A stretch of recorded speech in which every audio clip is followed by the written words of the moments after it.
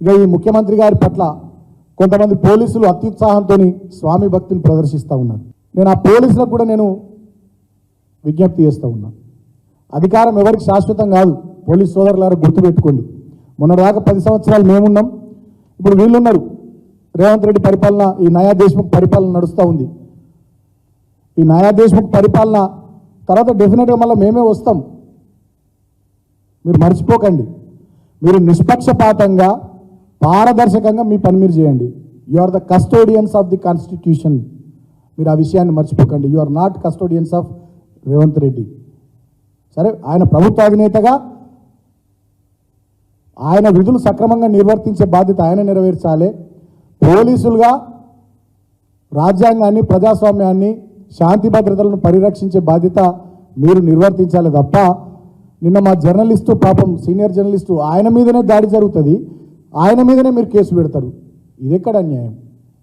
వాళ్ళ సోషల్ మీడియాలో కాంగ్రెస్ పార్టీ వాళ్ళు ఇష్టం వచ్చినట్టుగా మా తెలంగాణ తొలి ముఖ్యమంత్రి కేసీఆర్ గారిని, అదేవిధంగా మా మాజీ మంత్రులను, మా మాజీ ఎంపీలను, మాజీ ఎమ్మెల్యేలను, మా నాయకులను అడ్డగోలుగా విమర్శిస్తూ ఇష్టం వచ్చినట్టుగా పోస్టులు పెడితే ఒక్కరి మీద కూడా కేసు కాదు, ఒక్కరిని కూడా మీరు పోలీస్ స్టేషన్కి పిలిచి మాట్లాడతలేరు. మా నాయకులు, కార్యకర్తల మీద చాలా చోట్ల దాడులు జరిగితే ఎక్కడ కూడా మీరు కేసులు బుక్ చేస్తలేరు. మా వాళ్ళు కంప్లైంట్లు ఇస్తే కూడా ఆ పిటిషన్లను తీసుకొని మీరు డస్ట్బిన్లో వారేస్తున్నారు. కానీ కాంగ్రెస్ పార్టీ నాయకులు కంప్లైంట్లు ఇస్తే ఆగ మేఘాల మీద కేసులు పెడుతున్నారు, మా వాళ్ళందరినీ కూడా పోలీస్ స్టేషన్లకు పిలిపిస్తున్నారు. ఈ పద్ధతి మంచిది కాదు. పోలీసులు పక్షపాత ధోరణితో వ్యవహరించొద్దని చెప్పి నేను కోరుతా ఉన్నా. పై స్థాయి నుండి కింది స్థాయి వరకు అందరికీ కూడా నేను పోలీస్ సోదరులకు మళ్ళీ చెప్తా ఉన్నా, అధికారం ఎవరికి శాశ్వతం కాదు. ఈ గుంపు మేస్త్రి పరిపాలన ఎన్ని రోజులు ఉంటుందో ఏమో, వాళ్ళకి చాలా గ్రూపులు ఉన్నాయి, ఇదేం జరుగుతుందో ఏందో ఎవరికి తెలియదు. అధికారం ఎవరికి శాశ్వతం కాదు.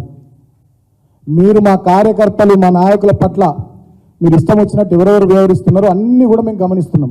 మేమేం కళ్ళు మూసుకొని కూర్చోలేదు, మేము అన్నీ గమనిస్తున్నాం. 10 సంవత్సరాల కాలంలో నేను ప్రజల్ని కూడా ఆలోచించమని కోరుతా ఉన్నా. 10 సంవత్సరాల కాలంలో మేము కూడా అధికారంలో ఉన్నాం. 3 నెలలు కాలే వీళ్ళు వచ్చి 2600 పైచీలకు కేసులు పెట్టిరు బీఆర్ఎస్ నాయకులు, కార్యకర్తల మీద. ఒక చెన్నూరు అసెంబ్లీలోనే మా వాళ్ళు 32 మంది మీద కేసులు పెట్టిరు, సోషల్ మీడియా పిల్లల మీద ఏవో పోస్టులు పెట్టిరని చెప్పి. పోలీస్ స్టేషన్లకు పిలిచి బెదిరిస్తూ ఉన్నారు. మంచిర్యాల జిల్లాలో, పెద్దపల్లి జిల్లాలో, మొన్నటి వరకు నల్లగొండ జిల్లాలో, ఇతర చోట్ల రాష్ట్ర వ్యాప్తంగా, హైదరాబాద్లోనైతే కొంతమంది పోలీసులు అత్యుత్సాహంతో సోషల్ మీడియాలో పోస్టు పెట్టే పిల్లలకు ఫోన్లు చేస్తున్నారట. మరి ఎందుకో మీకు అంత స్వామి భక్తి, అంత రాచభక్తి మాకు అర్థమవుతలే. మరి కాంగ్రెస్ వాళ్ళు కూడా పెడుతున్నారు కదా పోస్టులు, కాంగ్రెస్ వాళ్ళకు కూడా ఫోన్లు చేస్తున్నారా? ఎస్ఐలు కానీ, సిఐలు కానీ. ఇదేం పద్ధతి? అధికారం ఏమన్నా రేవంత్ రెడ్డికి శాశ్వతమని అనుకుంటున్నారా ఏంది మీరు? ఈ నయా దేశ్ముఖ్ ఇంకో 20-30 ఏళ్ళు తెలంగాణని వెళ్తాడని మీరు అనుకుంటున్నారా ఏంది? అధికారం ఎవ్వరికి కూడా శాశ్వతం కాదు. మీరు పారదర్శకంగా, నిష్పక్షపాతంగా వ్యవహరించాలని